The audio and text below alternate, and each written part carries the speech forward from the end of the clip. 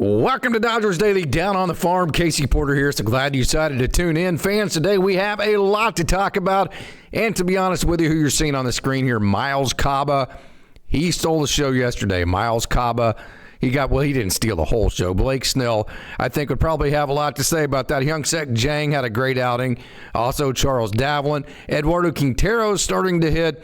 And the tulsadrillers just absolutely opened up a can of whoop. You know what? Yesterday, an offensive explosion, 17 hits for the drillers. 17 runs, 15 hits, 7 home runs last night for the tulsadrillers. How about Zaire Hope? 2 hits. Chris Newell had a multi-hit game. Chris Newell also had 2 home runs. Jay Geloff had the go-ahead 3-run home run. That flipped the game. Let me go ahead and continue to play this. We'll get into all these guys' videos here in a minute. Joe Vitrano had a grand slam. Multiple drillers recorded 2+ hits. And it was just a complete effort. Lucas Webb came in and looked really good. Actually got out of he came into the game with the bases loaded, nobody out, got through that scoreless. And then Miles Caba, who you're seeing here, was simply fantastic. 17 runs is a season high for the drillers. 15 hits, a season high. 7 home runs. The drillers now are 14-7 on the season. So who you're seeing right here, Miles Caba, 2 innings pitched, 1 hit and no runs, 5 strikeouts and no walks. This is Jack Dreyer all over again. Undrafted free agent, in his case out of the University of Miami, and has done nothing but have success since he has been in the organization. Obviously, you see he's left-handed. He is a reliever. He has that deception to him. He's very, very good. He's a guy that will get overlooked by all Dodgers fans, by all the prospect people. He will continue to get overlooked. But this is a guy, again, that is on that Jack Dreyer arc. So pay attention to Miles Caba. First of all, congratulations to him for getting promoted to AA Tulsa. And hey, it was a big offensive day yesterday in the system. And then whenever you add on the fact that Blake Snell pitched, and then there were all the fireworks that you had in the Ontario game with Hyung-Sik Jang, and then Ching Ko had a big game for the Tower Buzzers. It was a big day in the system. If you can't tell, I'm super excited. 2 hits for that young man, Zaire Hope. How about Zaire Hope on the year? Elite, not good. Zaire Hope and that man right there, Josue DePaula, both elite so far in 2026. Not good. How about the pull side power? 4 home runs, 2 have been to the opposite field, 2 have been to the pull side. What an incredible display of power to all sides of the field. 301 average so far for Zaire Hope, 352 on base percentage, 846 OPS, 4 home runs, as we said, 2 opposite field, 2 pull side, 19 RBIs and 83 at-bats. But how about the advanced clutch metrics? 1112 OPS with runners in scoring position. 1112 OPS, runners in scoring position, 303 average with runners in scoring position. So he's not just hitting, he's hitting to all fields. He's coming through in the clutch moments. And how about the splits for Zaire Hope? Against lefties so far, a 933 OPS. Against righties, an 817 OPS. So no weaknesses whatsoever. 494 slug overall. Already multiple home runs, including this blast you saw here. 60 grade raw power. Let's go ahead and increase that. It's in terms of raw power. Now, game power, it hasn't totally been 80 grade, but I think he has bigger than 60 grade raw power, right? The ability just to kind of maybe project for the future. So advanced situational hitting, true power development, no platoon liability, definitely middle of the order upside for Zaire Hope. He is showing it at the AA level. It's a big jump, and again, it's just the beginning of the season. There is a long season, and once they get the book on exactly how to pitch, we'll see the adjustments that he makes there. But both he and obviously Josue DePaula are off to just tremendous starts at the AA level. How about Josue DePaula? A couple of hits yesterday again for AA Tulsa. 338 on the year, OPS 942. And included in his 2-hit day was his 4th home run of the year. So 4 home runs for both Zaire Hope and Josue DePaula. Not just producing. How about this? 338, yes. 942 OPS, yes. 4 home runs, 16 RBIs. 8 stolen bases. Here's the real story. It's the approach. Previously in the past, he's walked more than he has struck out. He's on that pace again this year, no doubt about it. He controls the zone at an elite level, no doubt. 60 grade power by MiLB pipeline. Although the launch angles aren't as high as a lot of people would like, he still is projected as a possible 40 home run a year type raw power. Now, raw power, that's if he increases his launch angles, but in terms of the way he impacts the baseball, the exit velocities, the raw power, no doubt, is there. He's been an on-base machine, 404 on-base percentage with 404 on-base percentage. So hitters with this level of on-base percentage plus discipline at 20 almost always project to a middle of the lineup type bat at the major league level. He's good at stealing bases. He's efficient at reading pitches. So elite swing decisions, advanced on-base percentage skills, very projectable power, efficient base running. He's still very young. So this isn't just a hot start. This is underlying data that supports that Josue DePaula, no doubt, is elite at this point in his career. Now, you got to continue to do that. The hard thing about baseball is that you got to be elite at every level. You start over at every level, and you got to continue to prove yourself at every level you go. So we'll see if he can keep doing that. There's nothing to say that he can't, and so great job, Josue DePaula. And then another young man that continues to prove himself one day after the other. Kendall George, 3 hits yesterday. Obviously, he had that hit. He just kind of check-swinged one into left field.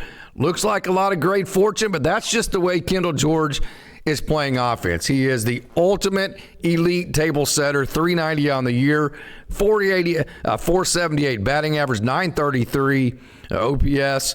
So on-base percentage of 478 shows elite on-base ability, high contact. He's scoring every 3.6 at bats. 14 stolen bases. He's very aggressive there. No home runs, but his OPS is 933. So his on-base percentage plus speed definitely are carrying tools. He definitely is a guy that creates chaos, and that chaos creates offense for his team. 80 grade speed is 80 grade as you can possibly get. So Kendall George is doing exactly what you would hope that he would do at the AA level, and kind of sticking in AA, not kind of, but sticking in AA, but kind of sticking on the high prospects in the outfield, if you will. Chris Newell had a big day yesterday, and I'm going to be honest with you, I'm a little disappointed with his start. I thought he would use the way he ended last year as a springboard to this year, but he has not. He's gotten off to a slow start, which he's known to do, but then again, he had 2 home runs last night, and those were home runs 2 and 3 on the year. Very loud tools for Chris Newell. Nobody has more raw tools. We talk about just arm strength, speed, the potential for power, the potential for this, the potential for that, the 5 tools. Nobody has more raw tools. The trick for him has been, how do we take those raw tools and turn them into production in games? He hasn't always been able to do that. He did it very well at the second half of last year, has not springboarded that into results for this year. Hopefully last night's game with 2 home runs, 3 hits overall, helps him, Chris Newell, get settled in to 2026 and gets him in a groove. And as I say, come talk to me in June. I don't even want to know what a guy's stats are until June. And another guy that is on that undrafted free agent train, just like Miles Caba, that you could definitely see become a big-time major leaguer. Lucas Wepf, 99 miles an hour last night. 99. Again, Lucas got brought in with the bases loaded and nobody out, and got through it with no runs. He has that splinker, which is that splitter, combined with a sinker. 2 innings pitched in total for Lucas Wepf. 1 hit, no runs, 4 strikeouts, no walks. Wepf's ERA on the year, 2.25, 20 strikeouts in 12 innings, and his average against is just 1.22, and he's given up just 3 walks. So Lucas Wepf has been simply fantastic, and that's going to conclude our AA session there. Let's go and talk about Ryan Phillips. Fitzgerald at the AAA level and the fantastic season that he is having starting 2026. So let's get to him if I can open up his file from yesterday. Ryan Fitzgerald, great year so far. So one of the most productive bats in the Comets lineup, no doubt. 344 on the year for Ryan Fitzgerald, 42 hits, 122 at-bats, 2 home runs, 26 RBIs, 398 on base percentage, OPS 898, WRC plus 135. So Ryan Fitzgerald has been one of the better hitters in all of minor league baseball to this point. I don't know where he would fit in at the major league club because they are absolutely so incredibly loaded there. But, you know, hey, like I say, you're playing for all 30 clubs every time you take the field. And if he can just get himself in a situation to where the Dodgers can get something for him in a trade, or if they DFA'd him and then traded him in the DFA process, hey, you would be basically getting something from nothing. James Tibbs III continues to rake for AAA Oklahoma City. He had 3 hits last night. That's his 4th game this year in which he's had at least 3 hits in his 7th multi-hit game of the year. This is not, just something that is fly-by-night. This has been season-long dominance for James Tibbs III. He's not just hot.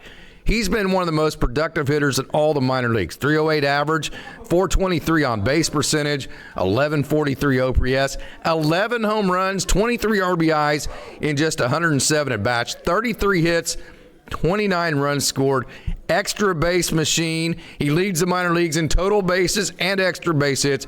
Not the PCL, the entire minor leagues in total bases and extra base hits. And he's sitting near the top in home runs and slugging percentage.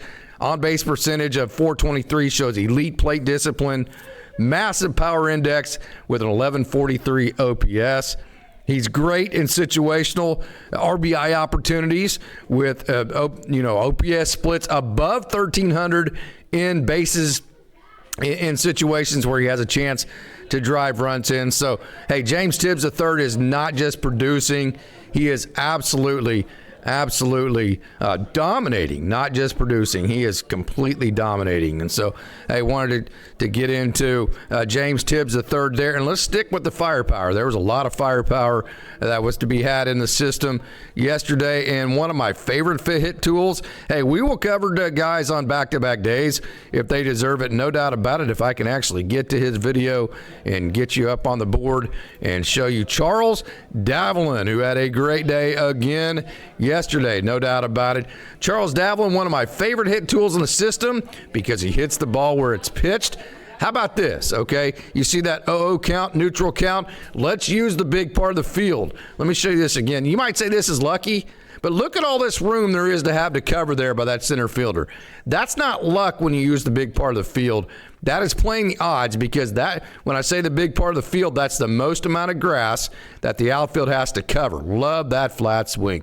Flat swing with the hands, turn the barrel down with that top hand, and let's freaking go.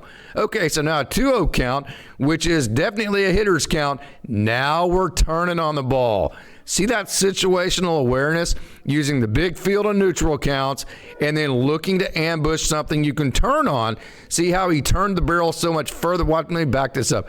Look how much further back in the zone that Charles Davalan turned the barrel to pull this second ball here. Let me back that up. Let me show you here. Watch, it's going to be way back here where he turned his barrel, and that's an attempt to pull the ball right there because he knew he was in a hitter's count. So situational awareness. Use the big part of the field whenever you're either in a neutral count or a pitcher's count. Look for something that you can turn on when you are in a hitter's count, right? Okay, so Charles Davalan had a good day. So did Mike Sirota. We're not going to cover Mike Sirota today, but I did want to mention that he had a fantastic day yesterday as well with a couple of hits, and so I wanted to mention him. And let's get to another one of my favorite outfielders in the system, and that is Eduardo Quintero, who, by the way, is off to a very, very, very slow start. We have mentioned that, and we have covered that. Not to be negative about it, but just kind of to go to prove that there's a beginning, there's always a middle, and there's always an end to every season. And when it's cold in the Midwest League, I'm just telling you, it's not easy to hit, especially if you don't get off to a great start. So let's see how Eduardo Quintero heats up as the weather heats up as well. Look at that hit right there. I love that. Okay, this is the type of hit that will get a guy going. See, I got to get deep, take that ball the other way. Big part of the field, Eduardo. When you're struggling with batting average, hit the ball up the middle. If you're a touch late, it goes to the opposite field gap. I'm going to say this again. When you're struggling offensively, hit the ball up the middle. If you're a touch late, opposite field gap. It never fails to get hitters going. And Eduardo Quintero, that hit, so it's not just the hits. He's had 3 hit games in 2 out of his last 3 games. It's the process of which the approach he's using to gather these hits that I think will bring sustainability to getting back on top. And again, I'm going to say this again, talk to me in June. Let's wait till June to even start worrying about results and stats and all that kind of stuff for Eduardo Quintero, because we know he is so super talented. He just needs to see a run of barrels in a couple of games, just throw statistics out the window for about a month. Let's wake up in June and let's see where we're at there. So good job, Eduardo Quintero, last night. And so let's move to the firepower, which was the Ontario game last night. And I'm just going to continue to say likely the Rancho Cucamonga Quakes. So if I ever say Rancho Cucamonga Quakes, please know that I actually mean the Ontario Tower Buzzers, of which we got our media passes for the year. Mark Watkins is going to cover them as much as he can, so super excited about that. Blake Snell struck out the first 6 hitters of the game yesterday. How about that? The fastball simply was too much for the single-A hitters. So here's kind of how it goes with the rehab. The first couple of rehabs, you don't even care if you're facing, you don't care if you're facing Bozo the Clown. It does not matter who the hitter is. You're just literally working on your stuff. You're just trying to throw the ball south. You're just trying to throw it to the catcher's glove. You're trying to get the feel of all your pitches, all the grips. It doesn't matter who you're facing. It doesn't matter the level. It wouldn't matter if you were facing a high school team. It's not about who you're facing. It's about you. So at some point, whenever you start getting the feel, Blake Snell was fired up, by the way. When you start feeling the grips and you're doing all the things that you're supposed to be doing very well, then you can start shifting into, well, let's start chasing some results, right? And at the stage where Blake Snell needs to start chasing some results, that's when they will move him to AAA Oklahoma City. I think that time is now. Now, I don't think he'll make a start in Oklahoma City. I think he'll catch them on the road somewhere. I don't know where Oklahoma City is next. You might look that up. But I think his next start needs to be, I think the next start's borderline. Hey, he can still keep working on, let's just keep doing the Blake Snell thing, not worrying about who the hitters are. Let's stay in that process mode to that extent. I think maybe one more outing, maybe. I think I probably would move him up to AAA and put him more in the results mode against AAA hitters. It'll be interesting to see how they do that. But 39 pitches yesterday. I think he's ready to go to AAA, which is the final step, kind of the final audition, if you will, towards the major leagues. But again, Blake Snell looked very good last night. 39 pitches, 29 strikes. So it was a smoke show last night in Ontario. Over 4,000 people came to see Blake Snell pitch in the new beautiful ONT field in Ontario. And then coming in behind him, how about the again, we said firepower all night long, Young-Sek Jang. And Young-Sek Jang was fantastic, and I loved it. Hey, he actually, in the 6th inning here, he got 2 balks called against him on the same hitter by 2 different umpires, and he was pretty pissed about it. I'm not going to lie. He was fairly confused. He didn't quite know what was going on, and so he was kind of mad about it and a little bit flustered. How did he handle that? He came right back and struck out the next hitter.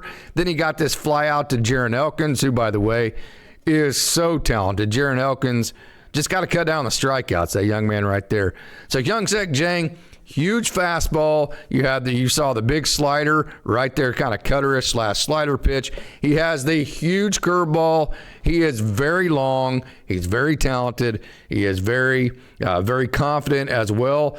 ERA for Young-Sek Jang, 2.08 on the year in 13 innings, 12 strikeouts. And check this out. Sit down. Make sure you're sitting down when you hear this, because this is ridiculous. a whip of just 069 out of baby Hyung-Sik Jang. Great job last night. What a night it was in the system. I mean, it was one of the, if you are a Dodgers minor league prospect follower, last night was one of those really fun nights to watch baseball, because it was good baseball across the board. And it wasn't just good baseball. There was a lot of firepower. Then that firepower actually came through, and it was just a great night. So, hey, hopefully Wednesday night will be as good as Tuesday as well. So until then, I want to thank everybody for tuning in and remind you, it's a great day to be a Dodger.